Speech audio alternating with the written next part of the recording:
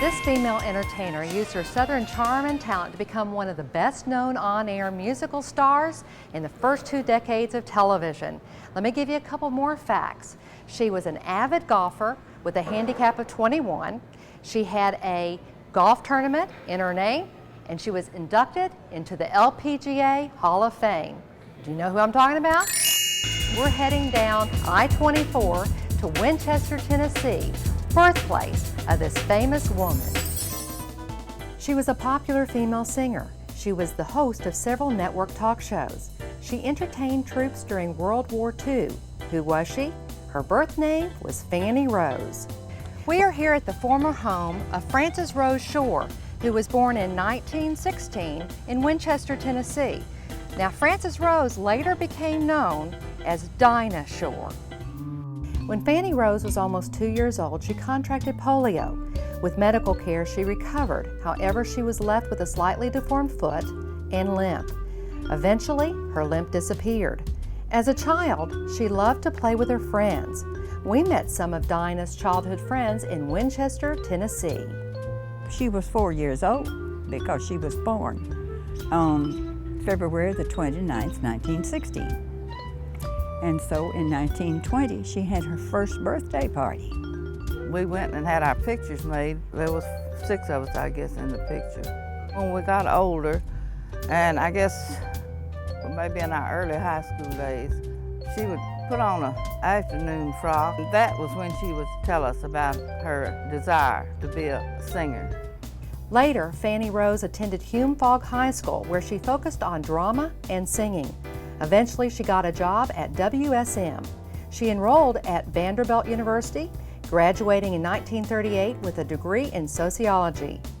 Fannie Rose's determination to be a singer pushed her to move to New York for auditions. She was hired at WNEW to sing with another up-and-coming singer, Frank Sinatra. During an audition, she sang the song Dinah. When the New York DJ couldn't remember her name, he began calling her Dinah Girl, and the name stuck. Soon, she had her own recording contract on the Bluebird label of RCA Victor Records. Her first hit single was Yes, My Darling Daughter. In 1943, she hosted her own radio talk show. Then during World War II, Dinah did command performances for the Armed Forces Radio Network. She traveled to Europe to entertain the troops. She became such a favorite that a bridge was named for her in France. She met her future husband, George Montgomery, as he was about to go into the service. They married in December of 1943. After the service, Dinah continued her radio shows and recordings. She regularly appeared on CBS. Soon, she was asked to host her own television show. Chevrolet was the main sponsor for her show on NBC. It grew to a regular 2-hour Sunday night show called The Dinah Shore Chevy Show. David Kenningham knows firsthand of Dinah's entertainment personality. She picked him out of a group when he was 7 years old. And she picked myself. And I got up with her, and this picture ran through quite a few papers. He was usually in charge of asking Dinah to host events. And when I walked backstage at the Grand Ole Opry, she looked up and she said, "You play dirty." I said, "What do you mean by that?" She said, "Having that many kids write me to come home, how do you expect me not to?" People don't realize the different things that she has done back here. And one evening she was on Larry King, and she and I had talked about this a couple of days before. And Larry asked, said, "Dinah, where were you born?" She said, "Winchester, Tennessee." David, did you hear that? Throughout the 60s and 70s, Dinah appeared in television specials and then hosted a 90-minute show called Dinah on CBS. She wrote cookbooks and was an avid golfer. Dinah was approached by Colgate to host a golf tournament for lady golfers. It became the Colgate Dinah Shore Tournament in 1972. Always an entertainer, there was a special quality about Dinah. She showed a great respect for other people.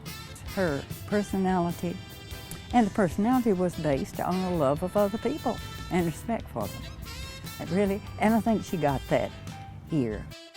Dinah Shore was inducted into the Television Hall of Fame in 1992. In 1994, she died of cancer.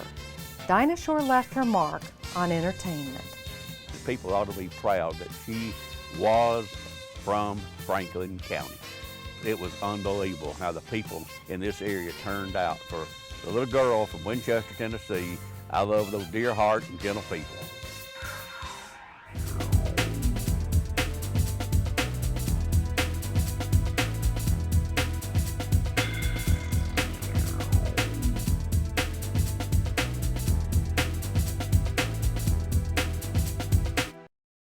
You can get all the fascinating stories of Tennessee treasures in a magazine.